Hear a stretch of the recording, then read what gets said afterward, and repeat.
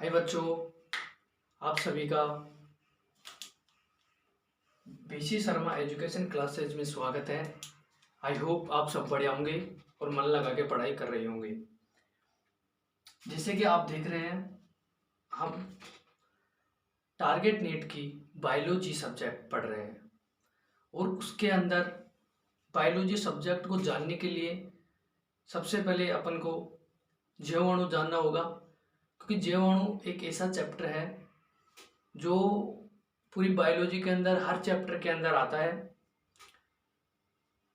इसी के साथ एक बात और कहना चाहूँगा कि जो बच्चे 11th और 12th की तैयारी कर रहे हैं वो भी यहाँ से बायोलॉजी पढ़कर अपनी 11th 12th की बेस्ट तैयारी के साथ नीट की तैयारी भी कर सकते हैं।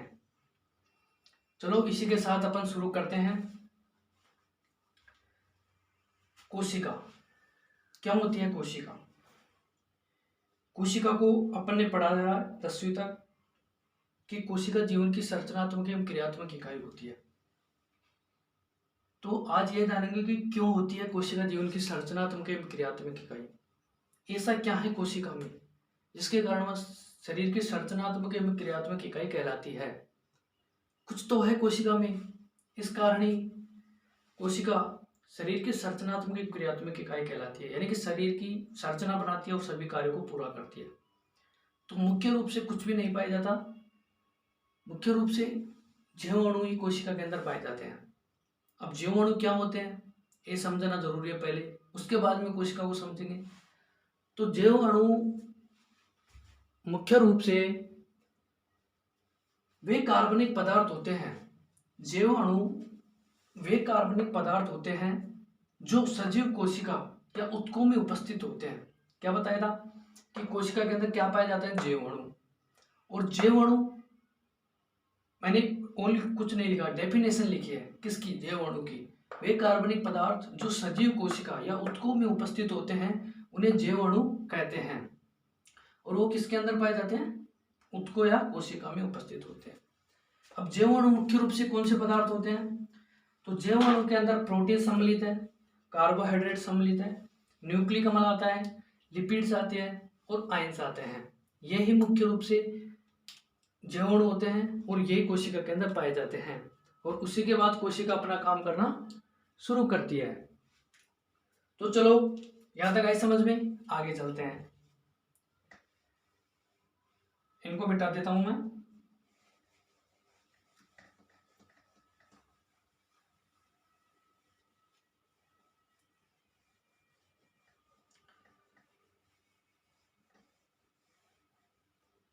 अब मैं लिखने जा रहा हूं कि सजीव कोशिका में, अभी मैंने एक वर्ड लिखा था कार्बनिक पदार्थ। क्या लिखा था परिभाषा में? कार्बनिक पदार्थ। कोशिका में वे कार्बनिक पदार्थ, मैंने लिखा था वे कार्बनिक पदार्थ जो सजीव कोशिका, जो कोशिका या ऊतकों में उपस्थित होते हैं, कोशिका या ऊतकों में उपस्थित होते हैं, उन्हीं को क्या कहते हैं? उन्हीं को अपन जीवाणु कहते हैं, उन्हीं को अपन जीवाणु कहते हैं। ठीक है जी।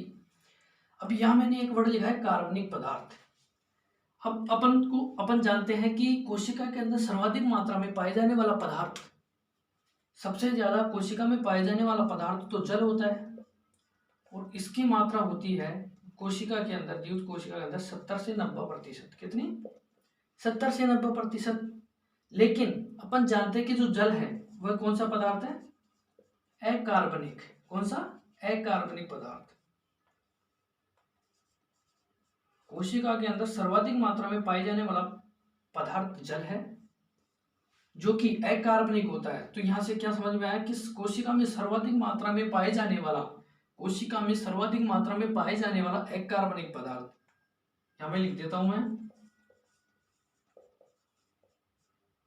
कोशिका में सर्वाधिक, ऊपर लिख देता हूं थोड़ा,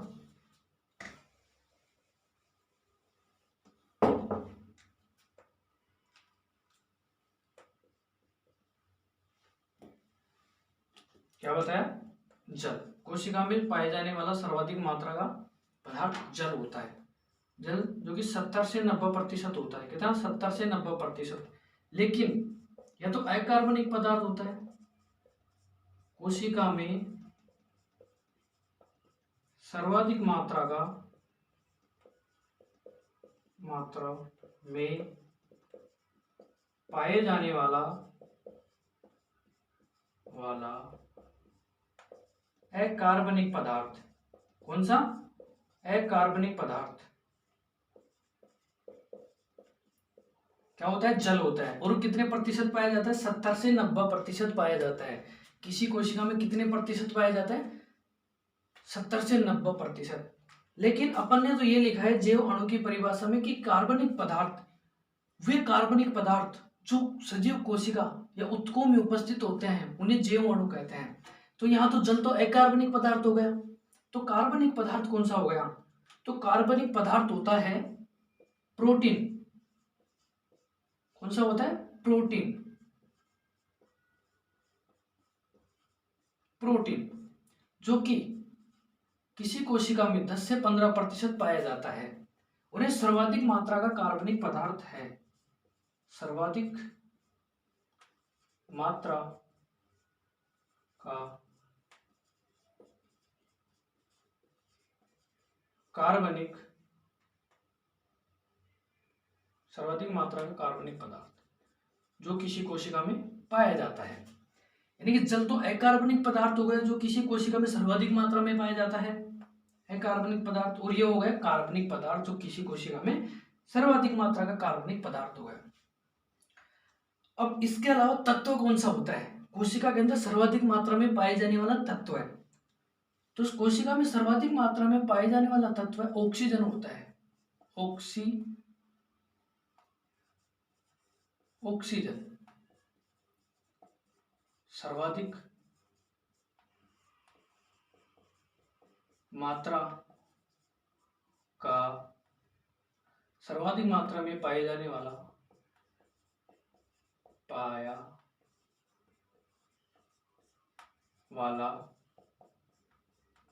तत्व है।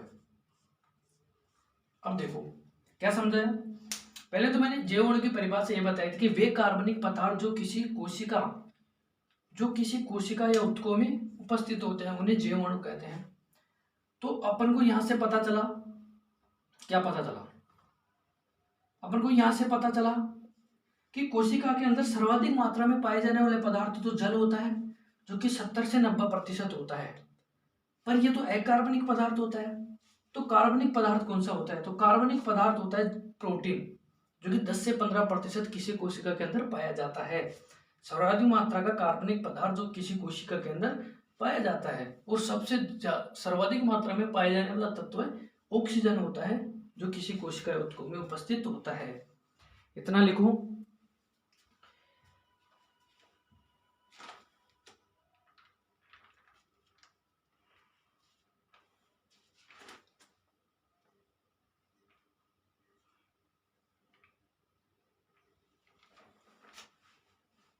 चलो ठीक है, आगे बढ़ते हैं।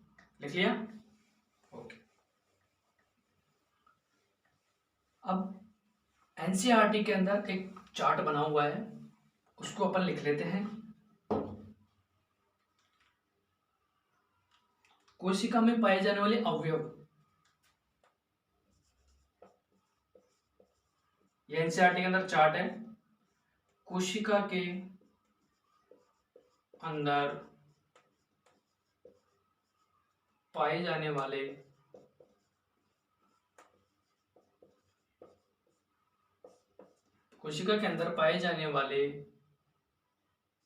अवयव या पदार्थ, अवयवों का भार प्रतिशत में। उसका एनसीईआरटी के अंदर एक चार्ट है, उसके अंदर ये है कोई कोशिका के अंदर जो पदार्थ या अवयव पाए जाते हैं उनका भार के आधार पर एक चार्ट बना हुआ है। तो अपन सबसे जानते हैं कि जल सर्वाधिक मात्रा में पाया जाता है जो कि 70 से 90% होता है। प्रतिशत के अंदर भार है, एक सेकेंड, इधर अवयव और इधर भार, किसके? प्रतिशत में। जल जो कि 70 से 90% पाया जाता है, उसके बाद में प्रोटीन, प्रोटीन होता है जो कि 10 से 15% पाया जाता है।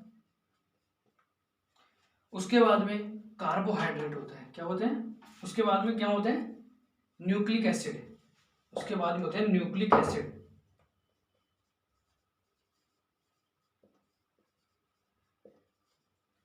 जो कि पाए जाते हैं अपने 5 से 7%, कितने, 5 से 7%। उसके बाद में अपना आता है कार्बोहाइड्रेट, क्या आता है, कार्बोहाइड्रेट्स, जो कि 3% पाया जाता है। फिर आता है न्यूक्लिक अम्ल, ओ लिपिड, जो कि 2% पाया जाता है। और लास्ट में आता है आयन, जो कि 1% पाया जाता है। इसी को लिखो,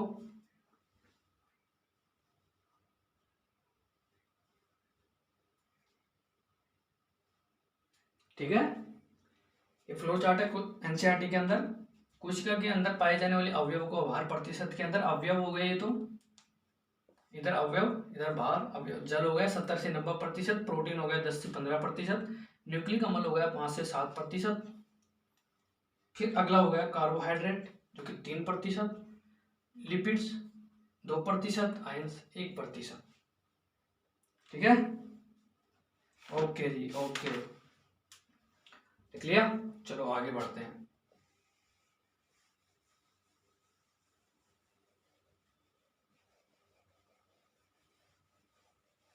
अब देखो, सर्वाधिक मात्रा में पाए जाने वाला कार्बनिक पदार्थ कौन सा हो गया, प्रोटीन हो गया। कौन सा हो गया, प्रोटीन हो गया। तो पहले अपन प्रोटीन के बारे में थोड़ी बात कर लेते हैं। अब प्रोटीन के बारे में अपन को बात करनी है, क्योंकि सर्वाधिक मात्रा का कार्बनिक पदार्थ प्रोटीन ही है। पहले इसको समझेंगे, किस प्रकार इसकी संरचना होती है, किस प्रकार ये काम करता है। फिर उसके बाद में कार्बोहाइड्रेट देखेंगे, किस प्रकार कार्बोहाइड्रेट की संरचना होती है, कैसे वो काम करता है। उसके बाद में वसा देखेंगे, फिर आयंस देखेंगे, और फिर न्यूक्लिक अम्ल देखेंगे। तो पहले प्रोटीन की बात कर लेते हैं। प्रोटीन को बर्जिलियस नामक वैज्ञानिक ने बताया था, बर्जिलियस ने प्रोटीन को बताया था। देखो, सर्वाधिक मात्रा का कार्बनिक पदार्थ, ये तो अपन को पता चल गया कि सर्वाधिक मात्रा का कार्बनिक पदार्थ होता है कार्बनिक पदार्थ जो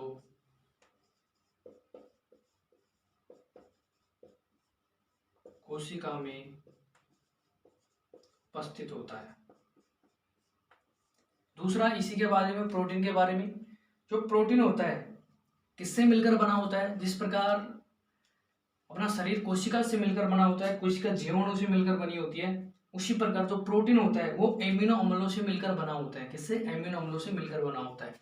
और जो एमिनो अम्ल होते हैं वो भिन्न भिन्न प्रकार के होते हैं, 20 से 22 प्रकार के एमिनो अम्ल होते हैं। उसके नाम अगली क्लास में लिखाऊंगा। जो एमिनो अम्ल होते हैं वो भिन्न भिन्न प्रकार के होते हैं, और प्रोटीन जो होते हैं एमिनो अम्लों से मिलकर बने होते हैं। इसलिए जो यदि एमिनो अम्ल ही अलग अलग है तो प्रोटीन भी भिन्न भिन्न प्रकार के एमिनो अम्लों से मिलकर बने होंगे। तो ये किस प्रकार के होंगे, ये विविध प्रकार के होंगे, विविध प्रकार के, क्योंकि एमिनो अम्ल भिन्न है और उनसे ही प्रोटीन बने होते हैं। तो इसलिए ये क्या हो गए, विविध प्रकार के। इनको क्या बोलेंगे, विविध प्रकार, विविध या डाइवर्ज प्रकार, यानी कि विविध प्रकार के। ठीक है, विविध प्रकार के कार्बनिक पदार्थ। और लास्ट पॉइंट इसका क्या है, ये बड़े अणु होते हैं। प्रोटीन कौन से होते हैं, बड़े अणु, इसलिए यहां पे लिख रहा हूं प्रोटीन बड़े अणु, यानी कि मैक्रो मोलिक्यूल। ठीक है, इतना पता चला प्रोटीन के बारे में कि प्रोटीन सर्वाधिक मात्रा का कार्बनिक पदार्थ है जो कोशिका में उपस्थित होता है। विविध या डाइवर्स प्रकार के क्यों है, क्योंकि यह भिन्न भिन्न प्रकार के एमिनो अम्लों से मिलकर बना होता है और ये बड़े अणु होते हैं। चलो इधर लिखो। ठीक है जी, अगले चलते हैं।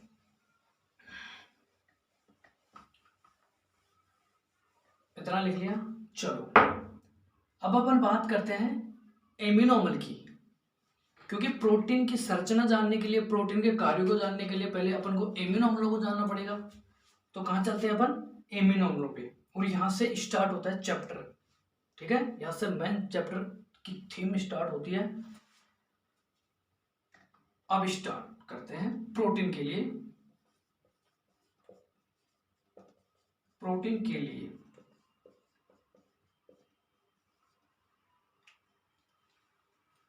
प्रोटीन, तो देखो जो प्रोटीन होता है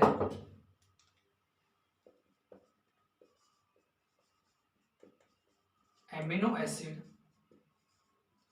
के एमिनो एसिड के बहुलक होते हैं। क्या होते हैं? बहुलक। क्या होता है? प्रोटीन एमिनो अम्लों के बहुलक होते हैं। एमिनो एसिड के बहुलक यानी कि जो बहुत सारे एमिनो अम्ल है, बहुत सारे जो एमिनो अम्ल है वो मिलकर जुड़कर क्या किसका निर्माण करते हैं? प्रोटीन का निर्माण करते हैं, यानी कि एमिनो अम्ल के बहुलक है। तो अपन को पता चल रहा है कि बहुत सारे एमिनो अम्ल मिलकर प्रोटीन का निर्माण करें, यानी कि एमिनो अम्ल तो क्या हो गया? एकलक हो गया, एकलक हो गया, मोनोमर हो गया। लेकिन जो प्रोटीन होता है वो अलग अलग प्रकार के, भिन्न भिन्न प्रकार के एमिनो अम्लों से मिलकर बने होते हैं, इसलिए उस प्रोटीन क्या होता है? विषम बहुलक। क्या होते हैं ये? विषम बहुलक। किसके? एमिनो अम्लों के विषम बहुलक। प्रोटीन क्या होता है? एमिनो अम्लों के विषम लक होते हैं, यानी कि हेटेरोपॉलीमर होते हैं। हेटेरोपॉलीमर होते हैं। किसके होते हैं हेटेरोपॉलीमर? एमिनो अम्लों के विषम बहुलक प्रोटीन होते हैं। एमिनो अम्ल एकलक हो गया और प्रोटीन विषम बहुलक हो गया। ठीक है जी, अब अपन एमिनो अम्लों के बारे में बात करते हैं। इसको मिटा देता हूं मैं। जो एमिनो अम्ल होता है,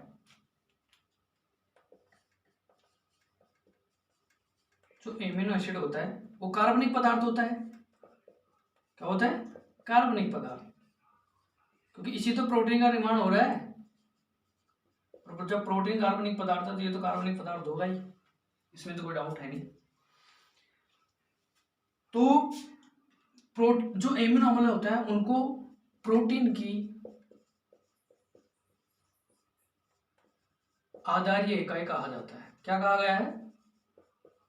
आधारीय इकाई। क्यों कहा गया आधारीय इकाई? क्योंकि आप प्रोटीन का निर्माण कर रहे हैं।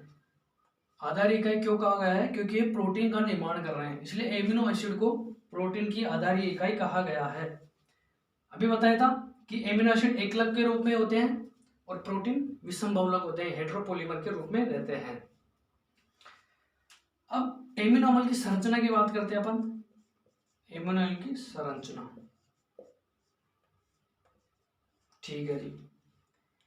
अब एमिनो अम्ल की संरचना से अपन नाम से पता चल रहा है, एमिनो एसिड के नाम से पता चल रहा है कि इसमें दो शब्द है, एक तो एमिनो और दूसरा होता है एसिड। यानी कि एक तो अम्लीय समूह है, एसिड वाला समूह है, और एक है एमिनो, क्षारीय वाला समूह है। यानी कि एक तो कौन सा समूह है एमिनो संरचना के अंदर? एक तो क्षारीय समूह है और एक कौन सा समूह है? अम्लीय समूह है। कौन सा? अम्लीय समूह। तो जो क्षारीय वाला समूह है वो तो कौन सा है?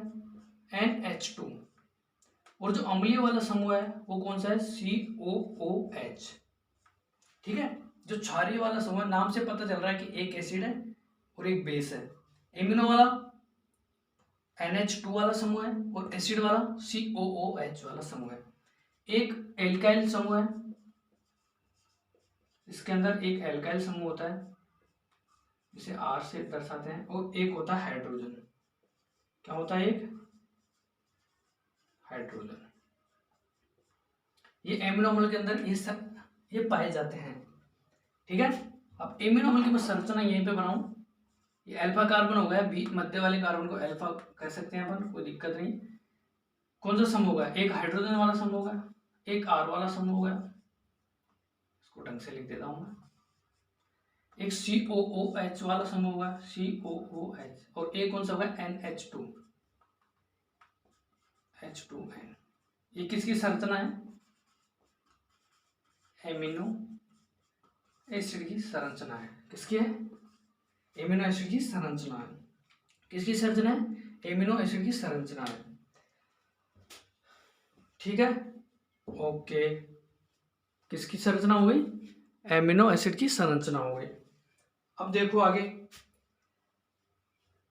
जो अपन ने देखा, अपने बोला कि अभी कि एमिनो एसिड भिन्न भिन्न प्रकार के होते हैं।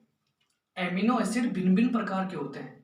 तो कौन से समूह है? ये चार ही तो समूह है, 1 2 3 और ये 4, ये 4 समूह है। इन्हीं के आधार पर तो एमिनो अम्ल भिन्न भिन्न प्रकार के होते हैं। तो इनमें से कौन सा समूह है जिनके आधार पर एमिनो अम्ल भिन्न भिन्न प्रकार के होते हैं? तो वो आर वाला समूह है। कौन सा बोलना है? आर वाला समूह है। उसी के आधार पर एमिनो अम्ल भिन्न भिन्न प्रकार के होते हैं, यानी कि इसी के आधार पर एमिनो अम्ल भिन्न भिन्न प्रकार के होते हैं। अलग अलग एमिनो एसिड के अंदर ये भिन्न होता है। और COOH, H और NH2 ये सभी एमिनो एसिड के अंदर समान होते हैं। तो मैं ये लाइन यहाँ पे लिख रहा हूँ, इसको मिटा के यहाँ तक लिख लेना, ठीक है।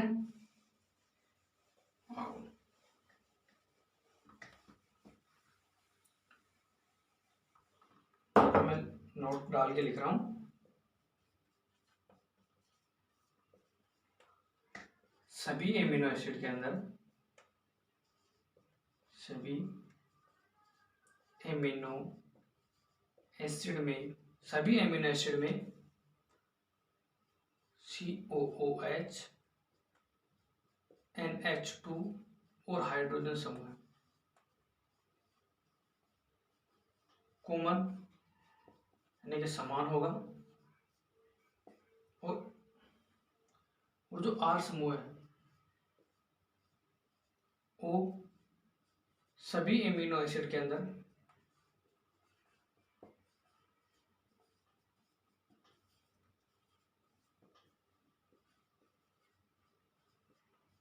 भिन्न होता है। सभी एमिनो एसिड में भिन्न होता है R समूह है, और इसी के आधार पर एमिनो अम्ल भिन्न भिन्न प्रकार के होते हैं। अब NCERT के अंदर एक लाइन लिखी हुई है, NCERT के अंदर एक लाइन है, मैं उसको यहाँ पे लिख रहा हूं, एमिनो एसिड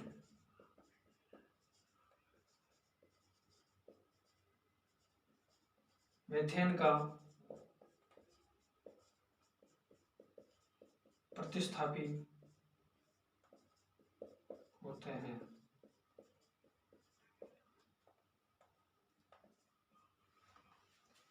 यहाँ पे NCERT के अंदर ये लाइन लिखी हुई है, मोस्ट इंपोर्टेंट लाइन है, एमिनो एसिड मीथेन का प्रतिस्थापी होते हैं।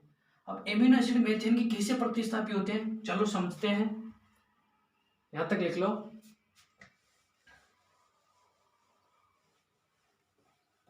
मैं इसको मिटा देता हूं, इसको मिटा देता हूं,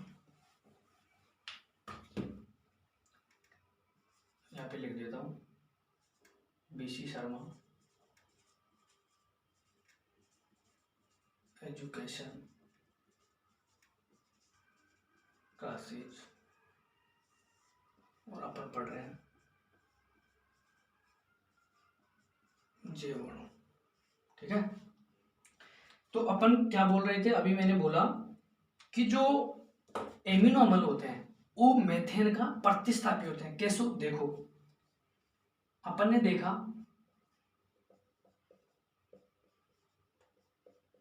कि जो मीथेन होता है, ये मीथेन की संरचना हो गई, इसका फॉर्मूला CH4 होता है। ठीक है, CH4 होता है, अल्फा कार्बन हो गया, हाइड्रोजन हाइड्रोजन हाइड्रोजन हाइड्रोजन। अब जो एमिनो अम्ल होता है मीथेन का प्रतिस्थापी होता है। कैसे? देखो, जो COOH वाला समूह है, ये C अल्फा वाला कार्बन यहाँ पे आ गया। ठीक है, अब जो ये वाला समूह हाइड्रोजन, इसको क्या कर देगा? COOH समूह के द्वारा प्रतिस्थापित कर दिया जाएगा, यानी कि यहाँ से हाइड्रोजन हटा दिया जाएगा और क्या जोड़ दिया जाएगा? COOH जोड़ दिया जाएगा। ठीक है जी। दूसरा समूह आता है NH2, उसने क्या किया, उसने इस हाइड्रोजन को रिमूव कर दिया, यहाँ से इस हाइड्रोजन को हटा दिया, और इस हाइड्रोजन को जैसे ही उसने हटाया तो यहाँ पे क्या जुड़ गया, NH2 समूह जुड़ गया। तीसरा समूह अपने पास होता है R समूह, एमिनो अम्ल कहता है। तो ये R क्या करेगा, इस हाइड्रोजन को रिमूव कर देगा, यहाँ से इस हाइड्रोजन को हटा देगा और खुद जुड़ जाएगा यहाँ पे आके, ठीक है। और लास्ट में बच रहा है अपना हाइड्रोजन, तो इस हाइड्रोजन को प्रतिस्थापित करके और यहाँ पे हाइड्रोजन बन जाएगा। तो मैंने बोला था कि जो एमिनो एसिड होते हैं ये किसकी संरचना हो गई, एमिनो एसिड की संरचना हो गई, एमिनो एसिड या एमिनो अम्ल की संरचना हो गई, एमिनो एसिड की संरचना हो गई। जो एमिनो एसिड होते हैं वो मेथेन का प्रतिस्थापित होते हैं। देखो मेथेन के हाइड्रोजन को प्रतिस्थापित कर करके COOH समूह, NH2 समूह, R समूह और हाइड्रोजन समूह क्या करते हैं, मेथेन को प्रतिस्थापित कर करके जुड़ते जा रहे हैं और किसका निर्माण कर रहे हैं, एमिनो एसिड का निर्माण कर रहे हैं। इसलिए वो लाइन अच्छी थी कि एमिनो एसिड मेथेन का प्रतिस्थापित होते हैं। आई बात समझ में यहाँ तक? ओके, मुझे पता है आपको समझ में आ रहा होगा, ठीक है। अब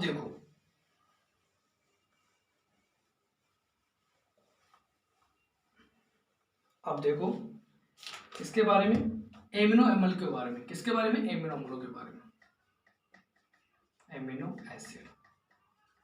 अब देखो इसके अंदर क्षारीय वाला समूह भी है और अम्लीय वाला समूह भी है। तो अपन जानते हैं कि जो हाइड्रोजन देता है क्या करता है, जो हाइड्रोजन देता है वो अम्लीय समूह होता है, और जो हाइड्रोजन को ग्रहण करता है वो क्षारीय समूह होता है। कौन सा, क्षारीय समूह। यानी कि हाइड्रोजन का देना और हाइड्रोजन का लेना, हाइड्रोजन दिया भी जा रहा है अम्ल के द्वारा और उसी के अंदर और हाइड्रोजन को ग्रहण करना। अब यदि एक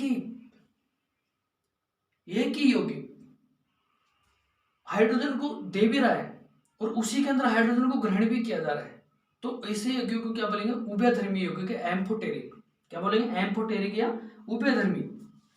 अब जो उभयधर्मी होते हैं उनके अंदर एक हाइड्रोजन देने वाला समूह भी होना चाहिए और हाइड्रोजन लेने वाला समूह भी होना चाहिए। तो सही बात है। अब देखो एमिनो अम्ल के अंदर COOH और एक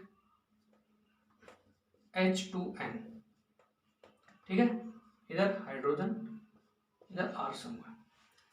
अब जो ये वाला होता है ये कौन सा समूह होता है, ये कौन सा समूह होता है, अम्लीय वाला समूह होता है। और जो यह हाइड्रोजन है इसको देने की क्षमता होती है इसके पास, भाई अम्लीय H+ देने की क्षमता होती है, तो H+ दे सकता है, यानी कि H+ देना यानी प्रोटॉन दे सकता है। क्या दे सकता है, H+ दे सकता है, H+ दे सकता है, ये H+ दे सकता है। और ये क्षारीय समूह है, यानी क्षारीय समूह में किसकी प्रकृति होती है, हाइड्रोजन ग्रहण करने की, तो यह H+ ले सकता है। क्या कर सकता है, हाइड्रोजन ले सकता है, ठीक है जी। तो ये किसकी तरह काम करेगा, प्रोटॉन दाता की तरह, क्योंकि यह हाइड्रोजन दे रहा है। तो हाइड्रोजन क्या बोल दिया मैंने, प्रोटॉन, प्रोटॉन, प्रोटॉन सही है, प्रोटॉन सही है, प्रोटॉन सही है ना, प्रोटॉन दाता। और ये H+ ले रहा है, ले सकता है, यानी कि किसकी तरह काम कर रहा है, प्रोटॉन ग्राही, ग्राही माने लेने वाला, दाता माने देने वाला, ठीक है। तो ये ग्रहण कर रहा है, तो ये किसकी तरह क्या हो गया, क्षार या बेस। और ये किसकी तरह काम कर रहा है, अम्ल या एसिड की तरह काम कर रहा है। अब एक ही यौगिक में अम्ल दे भी रहा है, H+ दे भी रहा है, H+ ले भी रहा है, यानी H+ देने का काम भी कर रहा है और H+ लेने का काम भी कर रहा है। इस कारण एमिनो अम्लों को, यानी एमिनो अम्ल के अंदर H+ दिया भी जा रहा है, इस जो ये वाला H+ है इसको यहाँ से निकालेगा तो ये हाइड्रोजन ये NH2 समूह ग्रहण कर लेगा, यानी कि H+ दे भी जा रहा है और H+ ले भी जा रहा है। तो एमिनो अम्ल के अंदर वह क्षमता होती है। इस कारण एमिनो अम्ल को क्या कहा गया, एम्फोटेरिक। क्या कहा गया, एम्फोटेरिक। यहाँ पे लिख देता हूं मैं एम्फोटेरिक क्यों,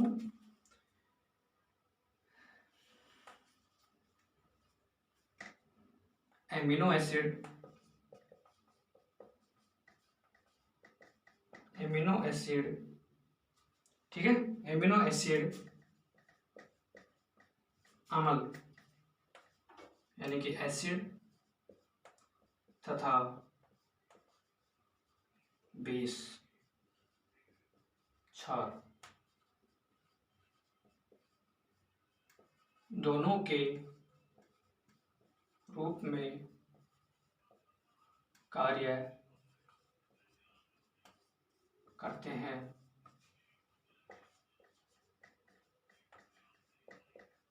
जिस कारण इन्हें एम्फोटेरिक या उभयधर्मी कहा जाता है। क्या बताया? परिभाषा कुछ भी नहीं है, जो ऊपर लिखा है वही समझा है, वही परिभाषा लिखी है कि जो एमिनो एसिड होते हैं वो अम्ल, एसिड और बेस दोनों के रूप में काम कर रहे हैं, यानी कि H+ दिया जा रहा है और H+ ग्रहण भी कर रहा है, दोनों के रूप में कार्य कर रहा है, जिस कारण इन्हें एम्फोटेरिक, क्या कहा है? एम्फोटेरिक या उभयधर्मी कहा जाता है। क्या कहा जाता है? एम्फोटेरिक या उभयधर्मी कहा जाता है। एम्फोटेरिक या उभयधर्मी कहा जाता है। अब आगे चलो, देखिए ठीक है। अब देखो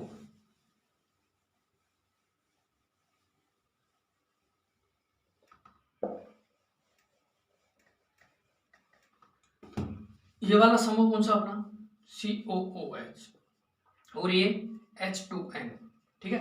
अब देखो इसने क्या किया, हाइड्रोजन को बाहर निकाल दिया, हाइड्रोजन दे दिया, और इसने क्या किया, जो ये वाला हाइड्रोजन निकल के आया है, ये वाला हाइड्रोजन निकल के आया है, उसको इसने ग्रहण कर लिया।